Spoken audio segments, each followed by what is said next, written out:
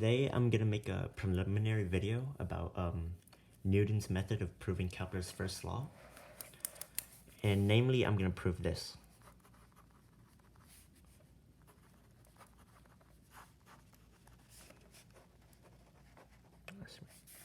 Let me tell you what d squared r over dt squared means. This means if there's some point, it's the acceleration of a particle towards that point. Now, I'm going to give you some examples to explain why it's not as simple as you've seen.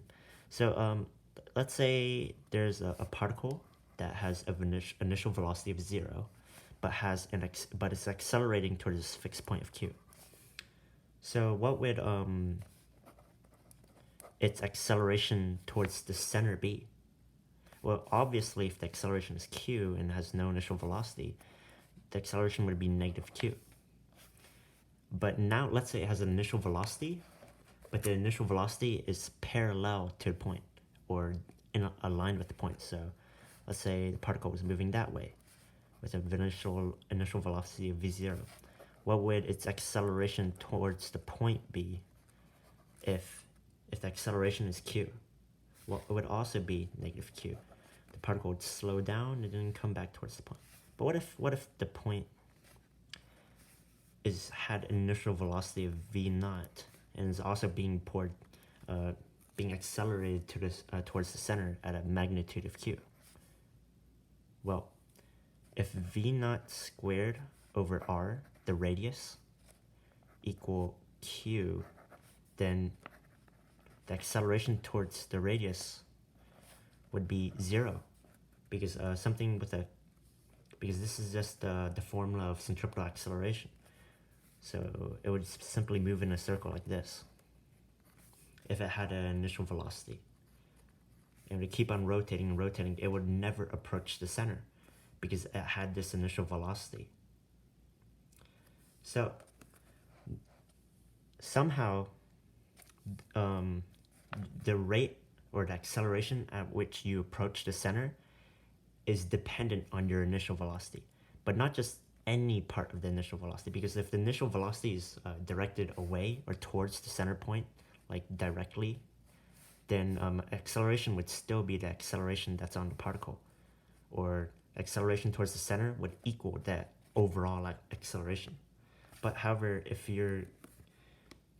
it's not the same if the initial velocity is in the horizontal direction.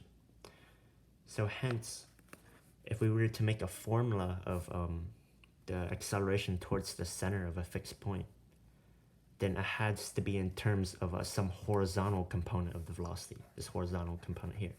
And d theta dt is just that. This is the horizontal component. And this also equals omega, or what do you call it? The angular acceleration. So d theta dt squared would equal this, and hence this would equal VR. And you also notice that v squared over r also comes into play here, because if you divide r, or wait, let me think. Wait, never mind. This would be VR squared, and hence this would also equal v squared over r. Now I'm actually gonna prove this. The first thing I want to prove, or is what's d theta dt? What exactly is it? So we know tan theta equal y over x, because let's look at an ellipse here. And let's say this is a Cartesian coordinate plane, and the particle is at somewhere here, or the planet somewhere here, and this is theta. Well, if this is y and this is x, then opposite over adjacent is tan, and hence that's tan theta. So tan theta equal y over x. Now we can take a derivative on both sides to get this. Sec squared theta times d theta over dt equals, well, division rule. So dy dt times x minus dx dt times y over, let me see here, x squared.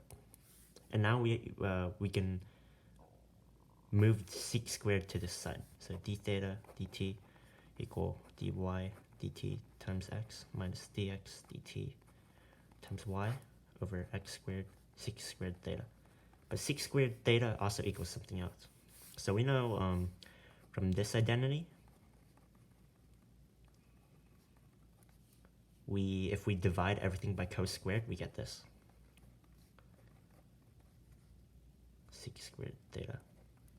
So sec squared theta equals this, but we know tan equal y over x, so sec squared also equals.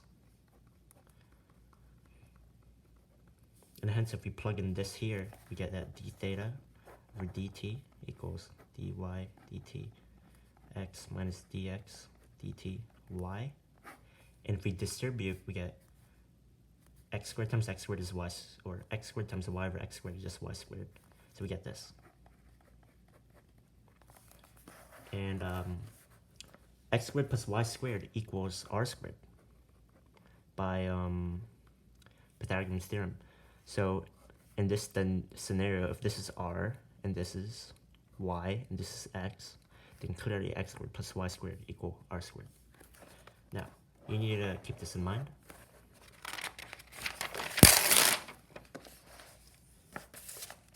And now let's start taking derivatives of things. So,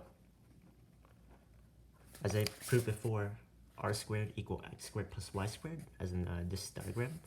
If we take a derivative of everything here, we get this. dr dt equal, well, 1 over 2 x squared plus y squared times chain rule 2x dx dt plus 2y dy dt. Well, if we factor the 2 out, we can just cancel it out. So we get dr dt equal 1, or no, just x times dx dt plus y times dy dt over x squared plus y squared, because I canceled out the 2's. So we get this identity. Now let's further take a derivative, but before I take a derivative, I want to convert this to r. So dr dt equals x times dx dt plus y times dy dt over r. So now we can take a derivative, and we also have to use division rule again. So this would equal, well, oh, we also have to use multiplication rule too. So we first have to, so let's take derivative of this, so it'd be dx dt squared, because the derivative of this is just dx dt times dx dt squared. We take a derivative of this, which is just x d squared, x over dt squared plus dy dt squared plus y d squared. Oh yeah, I need more space. And yeah, and then now we have to subtract, or we have to multiply all of these terms with r, because by division rule, r times the derivative of the numerator. So I will just put an r here, and then we have to subtract negative dr dt, and within the parentheses, just this.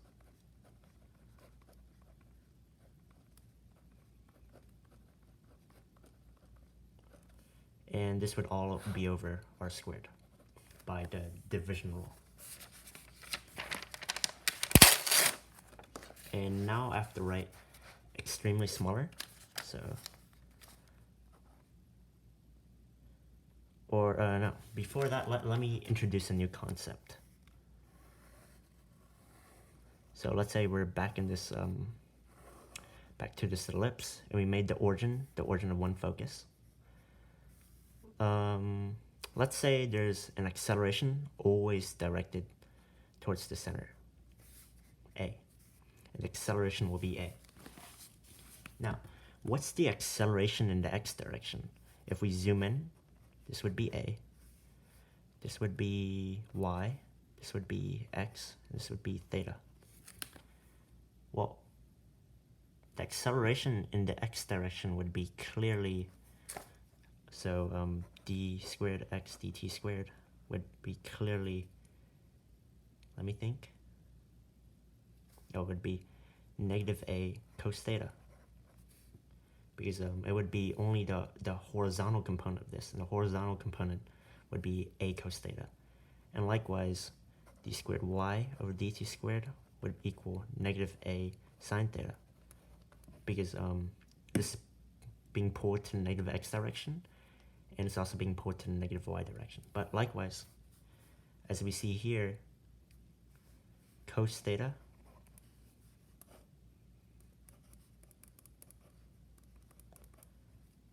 also equals x over r, and sine theta equals y over r. So hence, we can rewrite these formulas we've just gathered as negative a x over r, negative a y over r.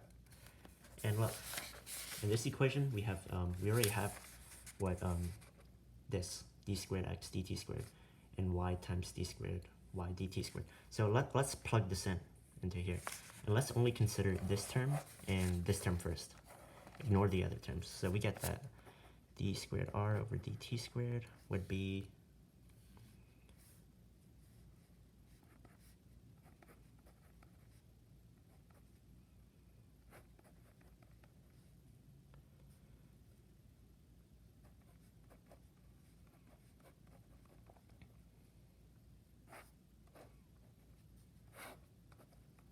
plus dot dot dot. Let's only consider these two terms first.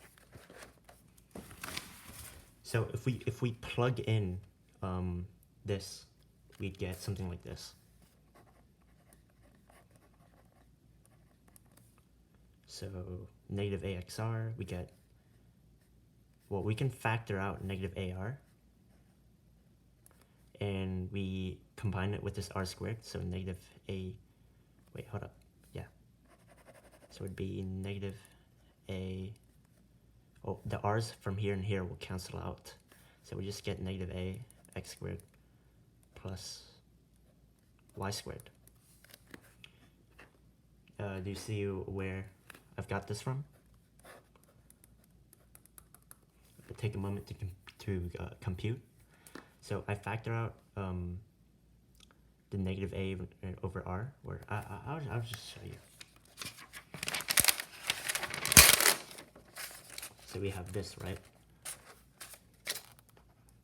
Then if we plug in this, you would get, well,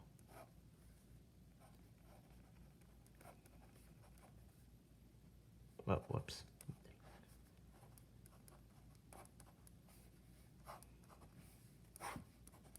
Right? I plugged in this for that, and that for that, and I got this. And we can factor out negative A over R, and these R's will cancel out. So we get that, oh, I should plus dot dot dot.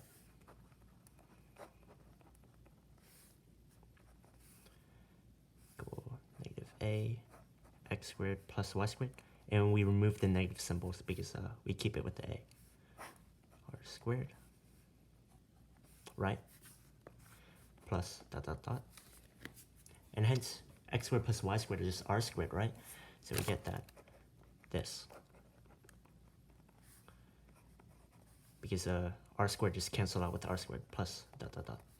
Alright, now we've got one part of the function done with, but we have the other parts to deal with too. You've only got rid of these two things. So now we have this, what's remaining. And I have to write really small now. Plus all over, so dx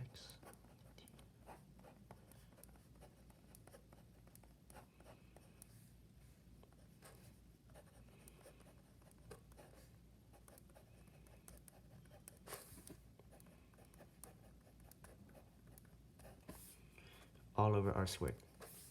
Now, if you recall what dr dt was, dt equal this. Now I want to distribute dr dt with these terms here. And here's what we get, which will be really long.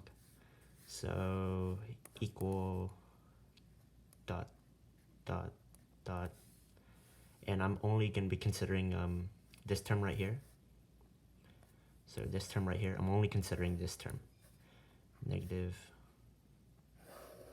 for r squared, and I'm expanding dr dt and multiplying it with this. So we have that dr dt equal this, right? So I'm going to factor out r, so times r, and now I can only just multiply out the numerator to the denominator, or numerator to the numerator, so we get this. X squared.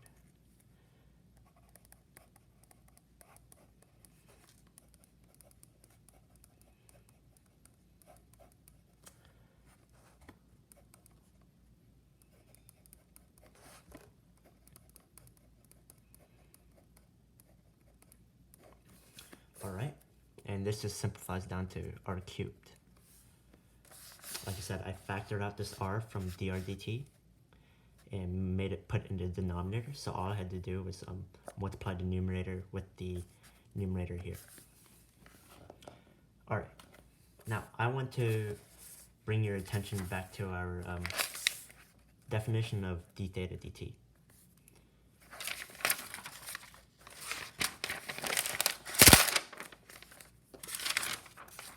So d theta dt equals, well, this. But what is d theta dt squared equals? What is this squared equals? Well, this just simplifies down to r squared. So we can just square the bottom, we get r4, and then let's square the top. We get this.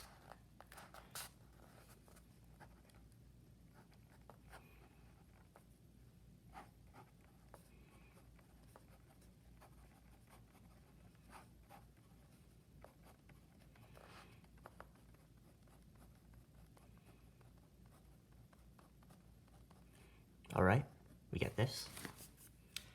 And now let's see our form of this. Let's write this down. So d squared r dt squared equal negative a plus all of this. Man. So I'm just gonna write this down here because I need more space. Dx dt squared plus dy dt squared. Oh, whoops. This should have an r in front of it because in my previous, see, there's an r in front. All right. Likewise, this should also have an r over r squared minus our expanded formula here. So it would be, let me think.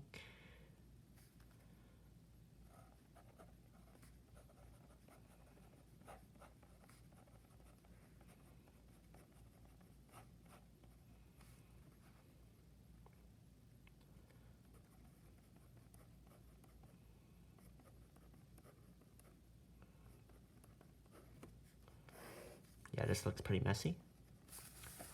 Now, here's what we get, that this equals all of that. Now, for here, I want to multiply both top and bottom by r squared, by r, so we get this. Wait, yeah, both top and bottom by r, so r cubed times r squared, and we can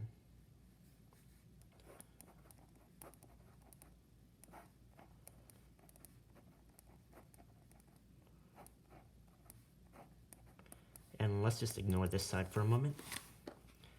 Now I want to, let me see, what do I want to do? Now, yeah, I want to expand this to x squared plus y squared and distribute.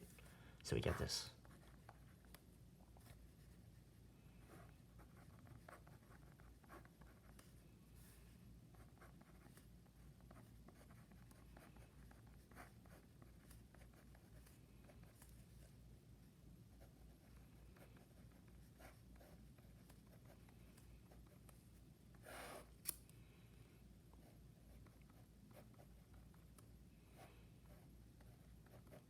And now you'll notice some things. Now there's r cubed on the bottom, and some of these terms can cancel out with some of these terms here. So let's see what can cancel out. Well, firstly, this and this can cancel. This is negative, so it's subtracting from here. So this and this can cancel out. And we also see that this and this can cancel out. So here's what we're remaining with. So we have this all over r cubed. Now we can put it all over r cubed.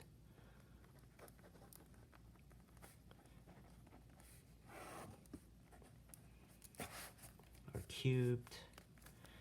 And for reference, let's look at this. So, all right.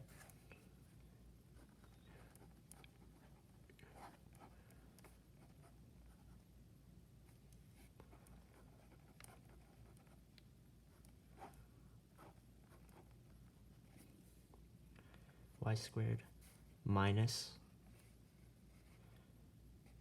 2xy dy dt dx dt. Because subtraction symbol, you apply it to here, and this is what we're left with. But you should remember that this looks actually pretty similar to the square of d theta dt. Let me find it right here. These look really similar, except that this has one more r on the bottom. So let's multiply r to top and bottom. So we get this.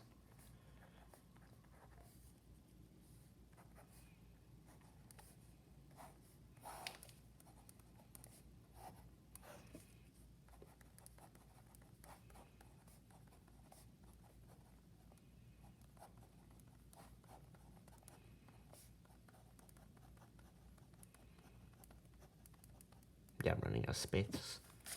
And we can just convert this to d theta dt squared. So hence we get this.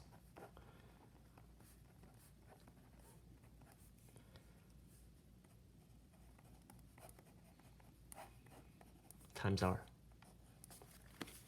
Now let's look at the original thing that we tried to prove. Oh yeah, that's the original thing we tried to prove. So we get something similar, that a was the overall acceleration, while r, or this term right here, was the, what do you call it? The actual acceleration towards the center. A is the overall acceleration, and likewise, if Newton's correct, this is the overall acceleration for the planet towards a fixed point like a sun. So look, and that's the proof, the preliminary proof, before I can get into Newton's method of deriving this. Thank you.